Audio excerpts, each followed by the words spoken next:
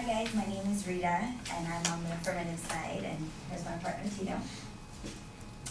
And we wanted to talk about the reasons why the minimum wage needs to be raised.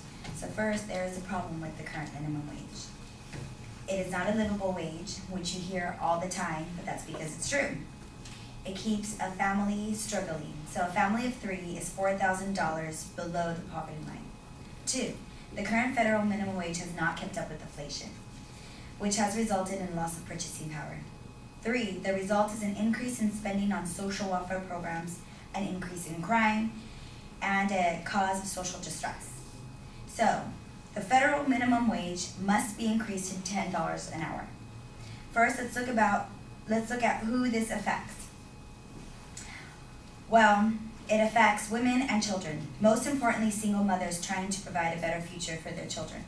According to Thomas E. Patterson, a political scientist, most single-parent families are headed by women, and about 1 in 3 live below the poverty line, 5 times the level of a 2-parent families, which is now referred to as the feminization of poverty. Women make up 60% of full-time minimum wage workers. The National Women's Law Center states that a woman working full-time year-round at the federal minimum wage of $7.25 per hour earns just $14,500, more than $4,000 below the poverty line for a family of 3. Minority women of color are the group most affected.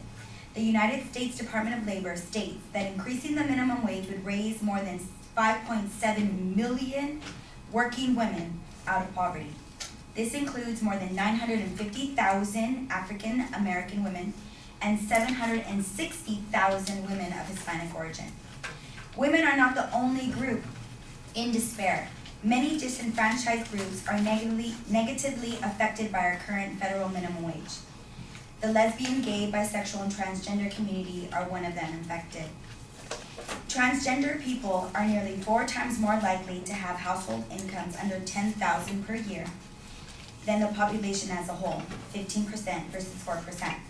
And 7.7% of male same-sex and 14.1% of female same-sex couples receive food assistance, compared to 6.5% of different same-sex, according to Carl Falaci, the head of the Labor Department Office of Public Affairs. Now 2, the current federal minimum wage has not kept up with inflation. So according to the National Women's Law Center, Congress has raised the minimum wage only 3 times in the last 30 years. If the minimum wage had kept up with inflation since 1968, it would be nearly $11 per hour. This has created a loss of purchasing power. So, according to Drew Silver, senior writer for the Pew Center, he says since it was last raised in 2009 to the current $7.25 an hour, the federal minimum wage has lost about 5.8% of its purchasing power. That's a lot. We can compare the cost of items 30 years ago to now to give you a better example. So 2% milk 30 years ago was $1.59. Now it's $4.06. Wheat bread was 50 cents. Now it's $2.06. An average house in California was $166,000. Now it's $550,000. That average from all of California. So, number 3, the result is an increase on spending in social welfare programs, an increase in crime, and a cause of social distress. Because of the wage gap, there has been an increase in dependency on social welfare programs. If Congress hikes the minimum wage to $10 an hour and ties it to inflation, it could reduce federal spending on food stamps by $46 billion over 10 years. That's a lot of money to save. Researchers at the University of California, Berkeley found that putting more income in low-wage workers' pockets, the higher minimum wage would cut back their reliance on public assistance to the tune of $4.6 billion annually. That amounts to roughly 6% of current food stamp spending, or about 1% of the federal budget, says economist Dave Jamieson.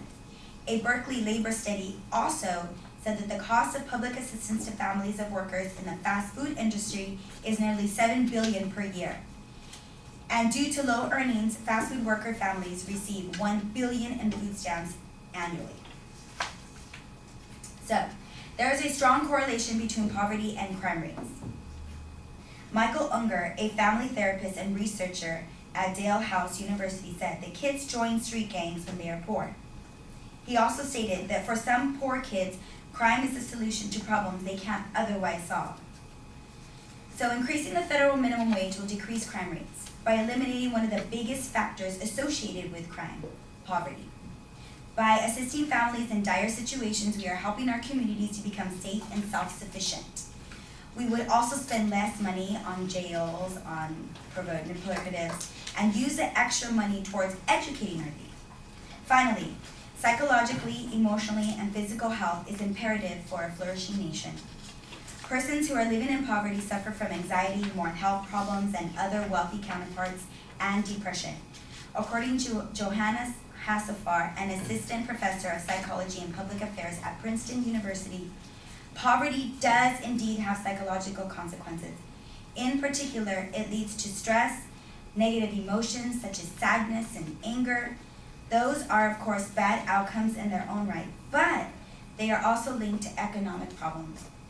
Stress is intimately connected to depression, which has severe costs of labor productivity. The best current estimates suggest that depression, though absenteeism and lost productivity, costs Europe and the United States up to 1% of the GDP every year. Second, it turns out that stress and negative emotions also decrease people's willingness to make long-term investments, such as in education and their health. Together, these dynamics may create a psychological poverty trap that can keep people in mired destitution. Harvard economist Sandy Melihathan states that poverty has other negative effects. The chronic stress of growing up in poverty has been found to impair children's brains, particularly in working memory. A study of veterans found that poverty is a bigger risk factor for mental illness than being exposed to warfare. That mental stress of being poor is also a major reason why low-income people tend to have negative health outcomes. So once again, the federal minimum wage would save the United States over $46 billion annually in food stamp benefits, assist disenfranchised groups, and increase morale overall in our society, creating a safer, happier, and more pleasant place to live. Thank you.